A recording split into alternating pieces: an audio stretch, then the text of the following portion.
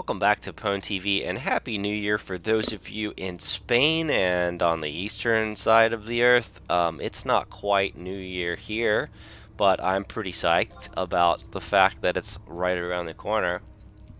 And by the time this video gets uploaded and you watch it, you'll probably be watching it in 2020. So, hello from 2019, the very last few moments of 2019. So I decided to hop in here and do some meriting to get some merit points for some BCNM content that I want to do. I want to go ahead and kill more Lady Lilith for the Malignant set because I know a lot of people still need it, and people are trying to throw a lot of money at me to get it done. So that was what I wanted to do, but I also decided to make this video not just to show you how to merit, because obviously you know how to do that, but I wanted to kind of talk a little bit more about Treasure Hunter and how it works in most of the content that, in my experience, how it works. Oh look, I could do an Elversil fight too. We're not here for Elversils, we'll do Elversils later. So Treasure Hunter's really an interesting mechanic that they added to this game. Thief is the job that basically you would bring for Treasure Hunter, but in 2019 and 2020 moving forward, you have a lot of TH available on all 22 jobs in the game, not just Thief. And most people are thinking, oh, well, you need a Thief or you can't get the drops. Well, that's not necessarily true. So I'll just give you an example. If it's still in my log, I'll go ahead and this is what somebody said. If it's still in my log, it's not in my log anymore, okay? So basically what he said was, these drop rates suck without Treasure Hunter. Well, yeah, sure, but I mean, we had Treasure Hunter. Whether you knew it or not, like just because we didn't have a thief in our party, we had Treasure Hunter. There's a lot of things in the game that give you TH. Good example, here's an all jobs level 1 item that gives you a Treasure Hunter +1. We have a level 99 belt that gives you Treasure Hunter. I think it's actually here. Yeah, Chak belt, all jobs, level 99, Treasure Hunter +1. So that's 2 Treasure Hunter on any job that you pick.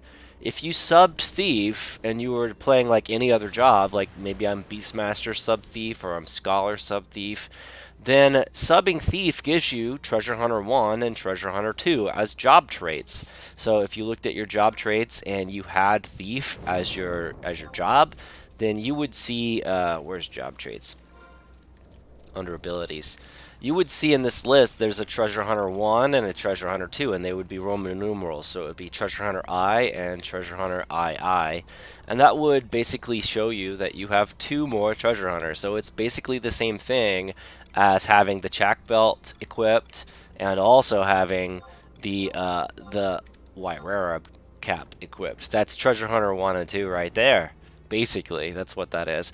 As far as I understand it, the number of Treasure Hunter is just adding to your overall chance of getting better loot to drop in your treasure pool. And it's not always going to be better loot. For example, if I decided that I would bring Thief and go farm some content that I want to see some drops in my treasure pool off of these particular fights, well, I'll take the Thief and I'll go out there and I'll keep poking at the target until I see Treasure Hunter 14, because that's the cap if you're a Master Thief.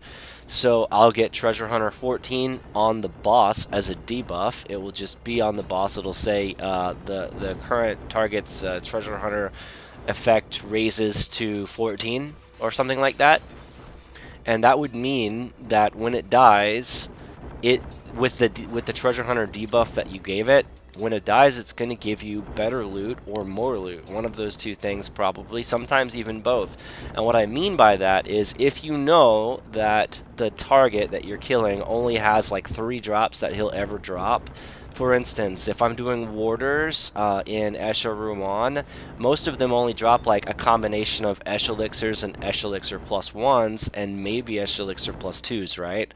So that's what they do. Like the +1 and +2 Esh Elixirs were more rare. Well, what you can do is you can take that and kind of study it to see how Treasure Hunter works a little bit better. So you know they're going to drop a combination of 3 things in your treasure pool. And you also know if you tag it with Treasure Hunter 1 or higher, there's a chance that it'll drop a 4th item in your treasure pool, okay? So you're following me? So there's 3 items, and then there's a 4th one that might drop, depending on how high your treasure hunter is and how lucky you get, right? Because the game can still crit fail on the dice roll and not give you the treasure hunter 14 drop that you were expecting, for instance. It could just give you nothing in that slot. It doesn't have to give you anything, because what that means when you get treasure hunter 14 on a target, that means that you're giving it a 14% bonus chance to go into that extra loot spot in your treasure pool. Like it's got a chance, a small chance, to to open up that extra slot and give you another loot to drop in your treasure pool. Now, that doesn't mean you're going to get omen bodies, right? Like, you're not going to just get an omen body because you managed to get treasure hunter 14 and got lucky. Like, no. That's not how it works, okay?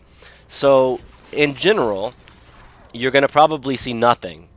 Sometimes with the treasure hunter 14, you'll see the 4th item drop. If you know the target only drops 3 things, you'll see the 4th item drop. And a lot of times it's just going to be an Esh Elixir +1 or +2, something like that. Something juicy but not all that exciting. Sometimes they crit success on their dice roll, and for like a treasure hunter 14, when you kill the target, sometimes it'll give you like the epic rare loot that it gives, that it would typically drop. Like, that's what you can get sometimes, but not always. So just because you spent 20 minutes bashing on something to raise treasure hunter value all the way up to 14 doesn't mean that you're guaranteeing that you're going to get really good equipment dropping in your treasure pool, right? This game is still luck based. It's still random number generator, so you're only ever going to get what the game rolls for you. And in order to get it to roll, yeah, you need to tag it with treasure hunter to get that extra shot at an extra dice roll, but that doesn't mean it's going to roll high, right? If you had no treasure hunter, though, typically that means it's very rare you're going to get anything really in the treasure pool. If the monster always drops 3 things and you have no treasure hunter, when you kill it, if it had no treasure hunter debuff applied because you didn't bring treasure hunter, well, that just means that you're going to get the normal 3 drops, some combination of whatever the dice roll happens to be on those 3 slots. And then, of course, if you added the treasure hunter before it died and you killed it, then you would get those normal 3 drops in some combination, and then maybe a 4th drop sometimes, not always. So that's how treasure hunter works. It's still really random. What I have noticed, though, I'll just throw this out there because I haven't really proved that this works, but after a lot of treasure hunter testing, I've noticed this kind of a pattern. So yeah, sometimes you do see that extra loot show up in your treasure pool. It might just be another Esh Elixir, or it might be a really good armor. Whatever it happens to be, it'll sometimes show up. Away. I'm busy. It'll sometimes show up in your treasure pool, but what I've noticed is if you did get a really high TH value on the target, some of those normal quality Esh Elixirs and Esh Elixir +1s that you would see on those targets, like let's say you're fighting warders again and they're dropping 3 Esh Elixirs and some combination of +0, +1, and +2, a lot of times when you get a really high TH value, you actually see more +1s and +2s. Like, the game decides, hey, you know what? I'm going to roll for those normal 3 slots that you're going to get regardless. But since you're killing the target with a treasure hunter debuff 14 applied, for instance, well, now when I roll, I'm going to just plus all the rolls by whatever that happens to be, whatever number it happens to be in the code. I don't know exactly. But that's what the game tends to do in my experience. So does that mean that when you kill a target with treasure hunter 14, if it's a warder, it's going to drop 3 Esh Elixir +2s every time? Of course not. It's still RNG. But you're going to see more often than not, you're going to see higher quality loot in the treasure pool, and the lower quality loot is less likely to be there when you have treasure hunter. But in the extra slot that you unlock with the treasure hunter to begin with, let's say you did apply treasure hunter and you got a 4th drop to show up.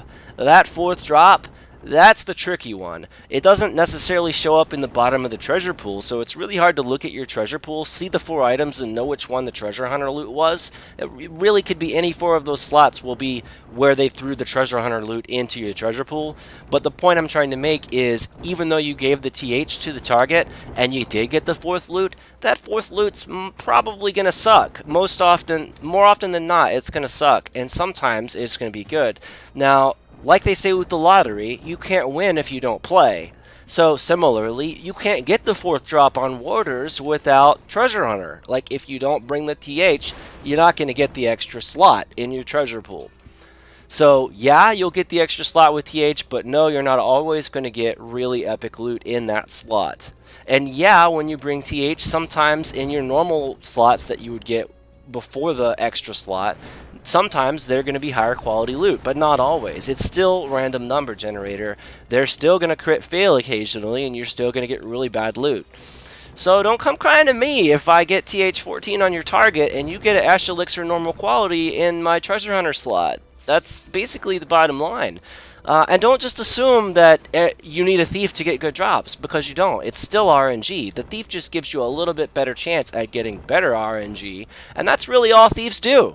That's really all thieves do. And you don't really need them in 2020. More often than not, you're killing the target really fast, and so you don't have enough time to proc Treasure Hunter 9, 10, 11, 12, 13, and 14. So you might as well just bring a thief with TH8, or not even bring a thief at all, and bring another non-thief that has Treasure Hunter 4, because that's the cap for non-thieves. Non-thieves have Treasure Hunter 4. So for instance, when I play Scholar, I have a Quranic hose that I use that has Treasure Hunter plus 2 on it. So that's 2 Treasure Hunter towards my 4 cap that I have for Scholar. So I can bring Scholar sub Red Mage and have 2 TH. Or I could bring Scholar sub Thief, and with these legs plus the Thief job traits, I have 4 TH, and I'm capped. Or I could bring Scholar sub Red Mage and get more than just this in gear. For instance, the Chak Belt like I have, and the White Rarab cap that I have. So that's the extra 2 that I need for my TH4 on my non-thief jobs. And that puts me at 4 TH. And believe it or not, that's half as good as TH8. That's how math works, right? If you bring a thief and they tag TH8, but you killed the boss before they could raise it to TH9, guess what you just did? You just gave yourself 4% better chance at getting loot than my Scholar would have done without a thief ever being in the party, right? So again, Treasure Hunter value is still kind of a crapshoot. It's okay sometimes, but other times it's just frustrating. So the best way, hands down, to get any loot that you want to drop in this game is to grind.